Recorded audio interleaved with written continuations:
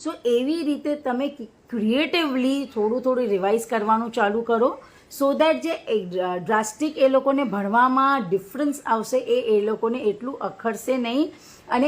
એ લોકો માટે થોડું ગ્રેજ્યુઅલ થઈ જશે. સો સિનિયર કેજીમાં જે કાંઈ પણ સ્કૂલમાં થયું છે થોડું રિવાઇઝ કરાવો, રીડિંગ પ્રેક્ટિસ કરાવો, એવરી ડેની થોડી રીડિંગ આદત નાખો. સો આ બધા ટિપ્સ તમે લોકો કરી શકો છો, જેનાથી બાળકો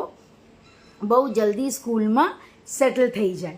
તમારે હજી કોઈ ક્વેરી હોય, phonics, grammar, creative writing, handwriting improvement કે બાળકના ન્યૂ એકેડેમિક યરને લઈને કયા બોર્ડમાં તમારે નાખવું છે, કાંઈ પણ તમને આ રિલેટેડ ટિપ જોઈતી હોય, ઇન્ફોર્મેશન જોઈતી હોય તો તમે અહીંયા કમેન્ટ કરી શકો છો, કાં તમે મને DM કરી શકો છો.